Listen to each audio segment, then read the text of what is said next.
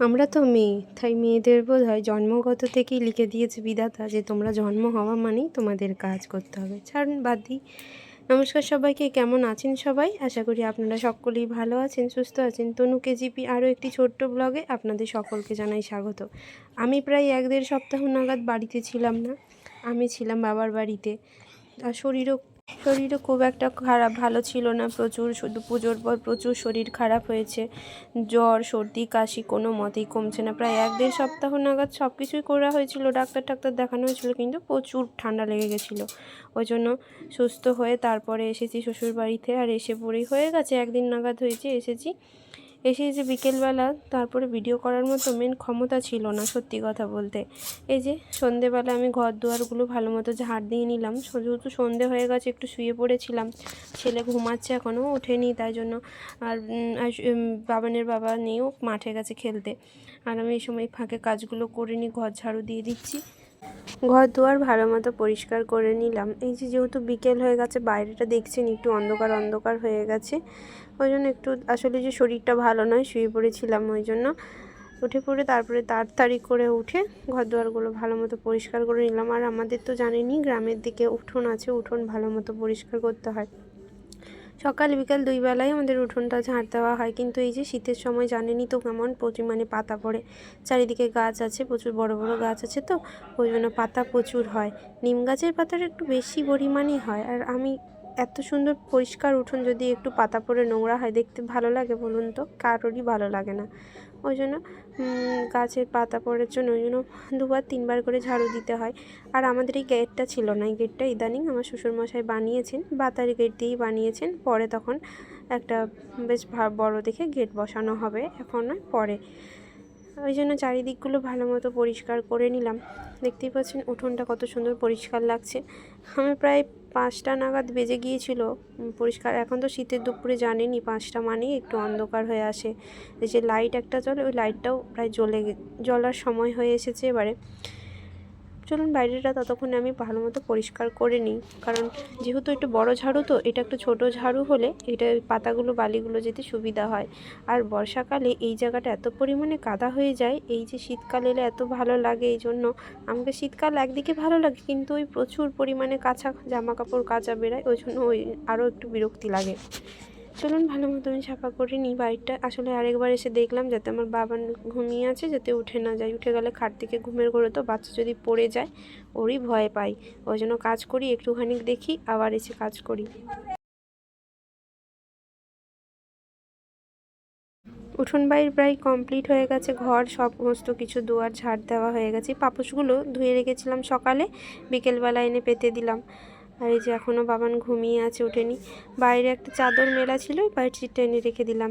আর আমাদের এখানে তো জানেনই হরিমঞ্চ প্রতিষ্ঠা করা, যেহেতু সকাল বিকাল দুবেলায় ধূপ ধুনো সবার বাড়িতেই দিতে হয়, আমাদের এটা প্রতিষ্ঠা করা হয়েছিল। আর গেটের দুয়ারে একটুখানি জল দিয়ে দিলাম। আমি সকালেও দিই, বিকেলেও দিই। সকালবেলা আমার শাশুড়ি মা ছড়া দিয়ে দেয়। আমাদের এইদিকে তো ছড়াটা তো প্রচলিত, গ্রামের দিকে টাউনের দিকে অতটা দেখা যায় না।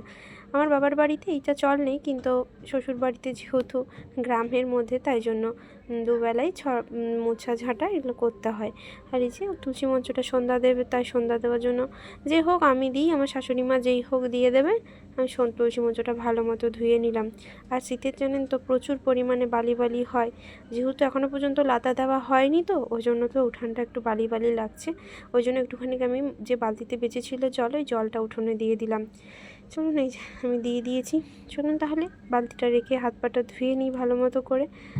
আর সন্ধেবেলা না আমি কী করি, একটুখানি টিভির মধ্যে ঠাকুরের গান সকাল সন্ধে চালিয়ে দিই। যেহেতু হোম থিয়েটার নেই, ছিল খারাপ হয়ে গেছে, ছোট্ট মতো একটা বক্স ছিল, সেটা খারাপ হয়ে যাওয়ার পরে টিভি নেওয়াতে আমি টিভিতেই গান চালিয়ে দিই। যেহেতু ওয়াইফাই কানেক্ট করে হয়ে যায়, ওই জন্য আর প্রবলেম হয় না। এই যে আমি টিভির মধ্যে একটুখানি, চলুন ততক্ষণে একটা ঠাকুরের গান নিয়ে দিই। গান চলতে চলতে আমি ততক্ষণে সন্ধে দিয়ে দেবো।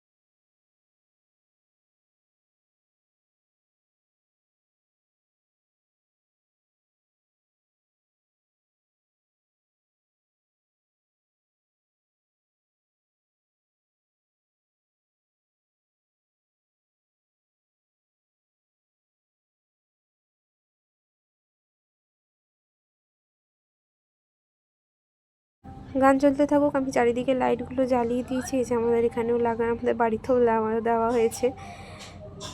ছোট্ট চোখ, বেশ সুন্দর লাগে চারিদিকে, বেশ নানান রঙের এই যে লাইটগুলো চলে। আমি একটু ঢং করছিলাম হাতের মধ্যে নিয়ে। চলুন সন্ধ্যাটা তাহলে দিয়ে দেওয়া যাক। হাত পা ধুয়ে সন্ধ্যাটা দিয়ে দিই, যেহেতু সবার বাড়িতে সন্ধ্যা হয়ে গেল, সন্ধ্যা পড়ে গেল।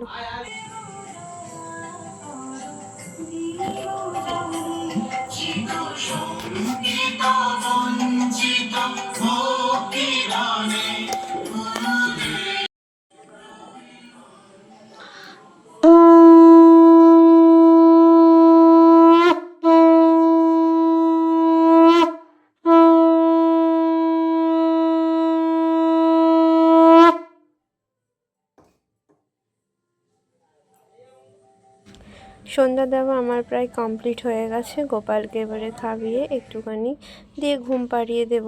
আর এইটা হলো তার পরের দিনের ভিডিও। সকালবেলা রাত্রেবেলার ভিডিও করে হয়ে ওঠেনি, ওই জন্য এটা হলো তার পরের দিনের ভিডিও। এই যে প্রথমে আমি বিছানাটাকে ভালো মতো গুছিয়ে নিলাম। উঠতে একটু দেরি হয়ে গেছে, প্রায় 8টা নাগাদ বেজে গেছে। আর যে ভালো মতো ঘর দোরগুলোকে ভালো মতো পরিষ্কার করে নেব। আমাদের রুম, আমার শাশুড়ি মায়ের রুম, বারান্দা, না আমার বাড়ি সত্যি কথা অনেক লম্বা, তো অনেকটাই প্রায় ঝাঁটা দিতে হয়।